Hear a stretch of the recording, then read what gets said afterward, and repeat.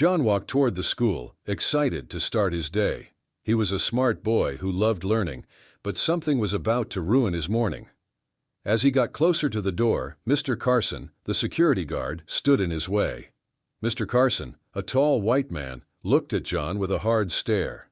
John was black, and he knew that sometimes people didn't treat him kindly because of that. He tried to ignore Mr. Carson's glare and keep walking, but the guard stepped in front of him. "Hey, you! What are you doing here?" Mr. Carson shouted. John stopped, confused. He had been going to the school for a while. Why was Mr. Carson acting like he didn't belong? John didn't want any trouble, so he answered politely. "I'm going to class," John said. Mr. Carson frowned and shook his head. "You don't belong here, boy," he said. "You think you can just walk in here because you're wearing that uniform?" John felt a lump in his throat. He knew why Mr. Carson was acting this way. It wasn't because of anything John had done, it was because of his skin color. Mr. Carson confronts. John tried to stay calm, but his hands were shaking a little. He wasn't used to being treated this way at school. He looked up at Mr. Carson, hoping he could explain and walk away. But Mr. Carson wasn't going to let him go that easily. "You don't belong here," Mr. Carson repeated, louder this time. He looked at John's face, his dark skin, and something in his eyes hardened. "I know you're kind," he sneered, stepping closer to John. "You think you can just walk in here and cause trouble?" John's heart was beating faster. "I'm just going to class," he said again, his voice quieter now. Mr. Carson didn't believe him. "You think you can fool me? What are you really doing here, huh? Skipping school somewhere else? Or maybe you're just looking for trouble like the rest of them?" John felt his face flush with anger, but he bit his tongue. He didn't want to say anything that would make it worse. "Please, I'm just trying to get to class," John said, keeping his voice steady. He knew why Mr. Carson was doing this. John had seen this kind of behavior before, but it didn't make it any easier to face. Verbal harassment escalates. Mr. Carson was not done yet. His voice grew louder, and more students passing by began to stop and watch what was happening. They could sense the tension, but no one stepped in to help John. They just stared, whispering among themselves, too scared or unsure to do anything. "You don't look like you belong in this school. Do you even go here?" Mr. Carson snapped. He looked John up and down, his eyes filled with anger and hate. John felt trapped. He wanted to run, but he knew that would only make things worse. "I'm a student here," John said, his voice shaky, but trying to stay polite. "I've been coming here for a while." Mr. Carson didn't seem to care. "Show me your ID," he demanded, stepping closer to John, his face red with frustration. "If you're really a student, prove it." John reached into his backpack, trying to find his ID card. His hands were shaking, and it took him a moment to pull it out. But when he handed it to Mr. Carson, the guard didn't even look at it. He grabbed it from John's hand and threw it on the ground. "You think a card changes anything? It doesn't matter if you've got some ID. I know what kids like you are really up to," Mr. Carson said, his voice low and mean. He stepped closer again, and John felt his heart racing in his chest. John bent down to pick up his ID from the ground. He could feel his face growing hot, a mix of shame and anger building inside him. But he couldn't say anything. He couldn't fight back. He knew what would happen if he did. A few teachers were standing nearby now, watching the scene unfold. One of them, Ms. Davis, had seen enough. She couldn't stand by any longer. She had to say something. "Mr. Carson, stop!" Ms. Davis called out, stepping forward. She was a kind teacher, known for helping students, and she couldn't bear to see what was happening to John. "If there's a problem, let's take it to the principal's office," she said, trying to calm the situation. Mr. Carson glared at her but didn't say anything. He grabbed John by the arm and started dragging him toward the building. "Fine," he growled. "Let's go to the principal. We'll see what he has to say about this." John stayed silent as he walked, but inside, his emotions were swirling. He didn't want to go to the principal's office. He didn't want this to happen at all. All he wanted was to go to class, like any other student. But he knew this was far from over. As Mr. Carson dragged John through the school hallway, more students started to gather. Some were whispering, others were taking out their phones to record the scene. John could feel their eyes on him, but no one stepped forward to help. "Look at this," one student said, nudging his friend. "What did he do?" "I don't know, but Carson looks mad," the friend replied, both of them staring at John. Ms. Davis followed closely behind, worried about how far things were going. "Mr. Carson, you need to calm down," she said, trying to keep her voice steady. But Mr. Carson wasn't listening. He was focused on making an example out of John. The group reached the principal's office, and the crowd of students stayed back, watching from a distance. Some of the teachers exchanged looks, clearly uncomfortable with what they were seeing, but no one spoke up. The tension in the air was thick, and everyone could feel it. John's heart pounded in his chest. He didn't want to be here, standing in front of the principal's door like a criminal. He just wanted this nightmare to end. As John stood outside the principal's office, he could feel the stares from the crowd behind him.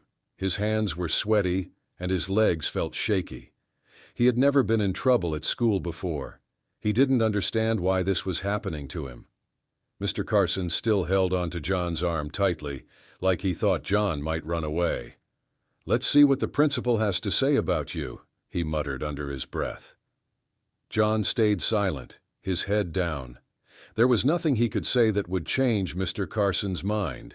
Ms. Davis knocked gently on the principal's door. "Mr. Thompson," she called, her voice calm but full of concern. "We need to talk to you. There's been an issue." The door opened, and Principal Thompson, a tall man with a kind face, stepped out.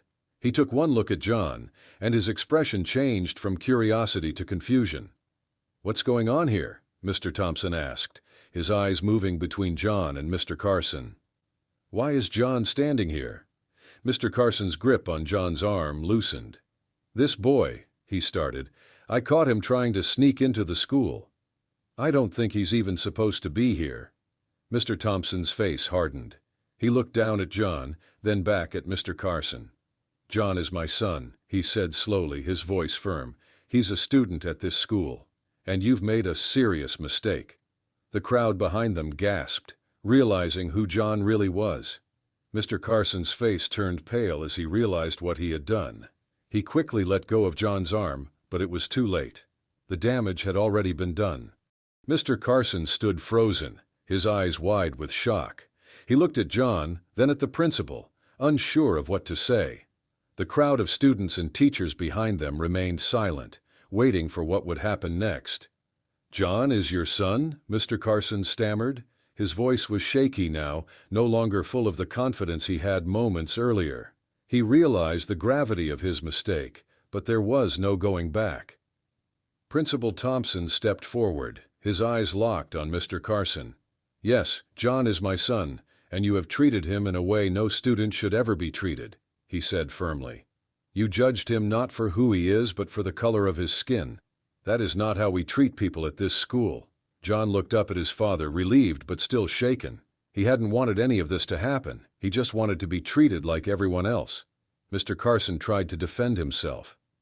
I didn't know. I thought he was..." "You thought he was what?" Mr. Thompson cut him off.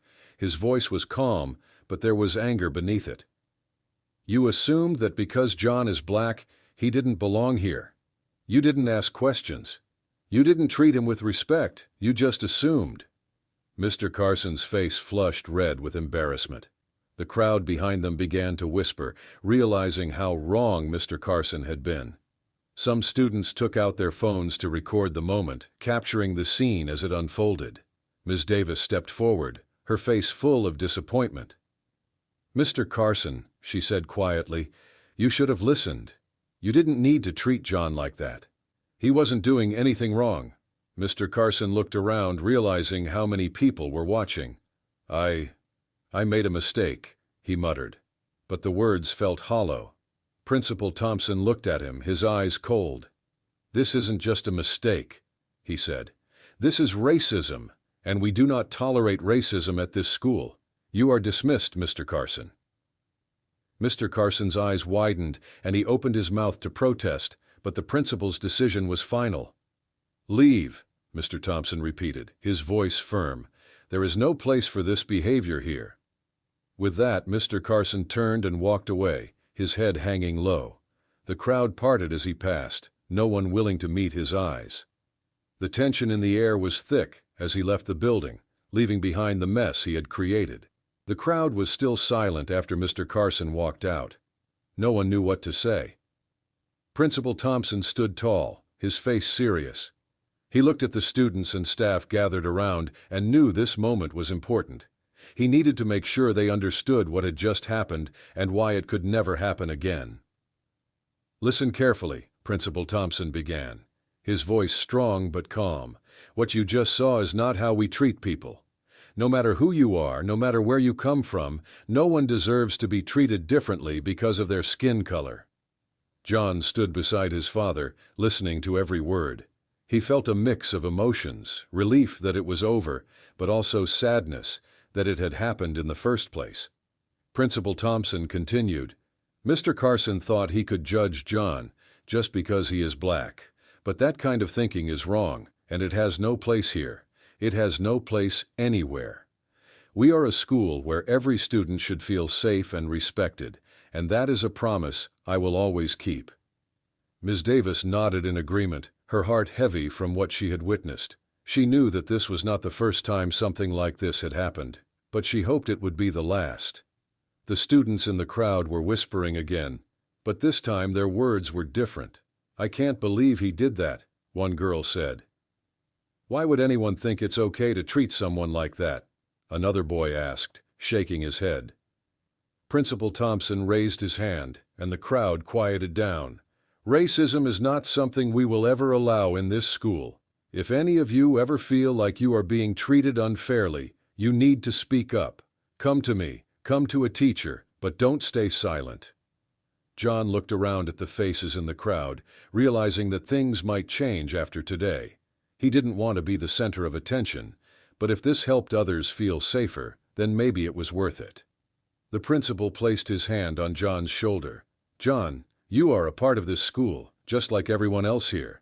Don't ever forget that." John nodded, grateful for his father's words. He stood a little taller, knowing that things would be better moving forward. The crowd slowly began to break apart, students and teachers heading back to their day. But the weight of what had happened stayed with them. This moment wouldn't be forgotten anytime soon. As the students and staff left the hallway, John remained standing beside his father. He felt relieved that Mr. Carson was gone, but the weight of what had happened still lingered in his mind. He wasn't sure how to feel. Part of him was happy that his father had stood up for him, but another part of him wished it had never happened in the first place. Ms. Davis walked over to them, her face full of concern. She looked at John with a kind smile. "John, I'm so sorry for what you went through," she said softly. "No one should ever be treated like that." John nodded, but didn't say much. He was tired, both from the morning and from the emotions that had been swirling inside him. He knew Ms. Davis meant well, but he just wanted to get on with his day. Principal Thompson turned to Ms. Davis. "Thank you for stepping in," he said. "You did the right thing by speaking up. If more people spoke up when they saw something wrong, we could prevent things like this from happening." Ms. Davis nodded. "We all need to do better," she said quietly. With that, they all went their separate ways. But the lesson from that day stayed with them. Things were going to be different now. The next morning, Principal Thompson stood at the front of the auditorium. The entire school had been called for a special assembly. The students sat quietly, waiting for him to speak. There was a sense of anticipation in the air. Everyone knew why they were there. Principal Thompson looked out at the students. His face was serious, but there was warmth in his eyes. "I know you all saw what happened yesterday," he began, "and I know some of you may still be thinking about it. What happened wasn't just about one person. It was about something much bigger." He paused, letting his words sink in. "This school is a place for everyone, no matter who you are or what you look like. No one should ever feel like they don't belong here. What Mr. Carson did was wrong. He judged someone based on the color of their skin, and that is never acceptable." The students sat in silence, listening carefully. "We have to do better," Principal Thompson continued. "All of us. It's not just about calling out someone who says something hurtful. It's about making sure that everyone feels safe, respected, and valued every day. John sat in the front row, listening to his father's words. He felt proud. He knew that his father was right. This wasn't just about him. It was about making sure this never happened to anyone else. Principal Thompson finished his speech by saying, "If any of you ever feel like you don't belong, or if you see someone being treated unfairly, speak up. We are all responsible for making this school a place where everyone belongs." The students nodded, understanding the weight of his message.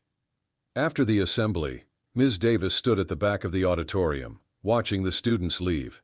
She couldn't stop thinking about what had happened the day before. She had been teaching for many years, but this moment had opened her eyes in a new way. She thought about John and how brave he had been, even though he shouldn't have had to be. He had stayed calm when everything around him was falling apart. She felt proud of him, but also sad that he had been treated so unfairly. Ms. Davis also reflected on her own actions.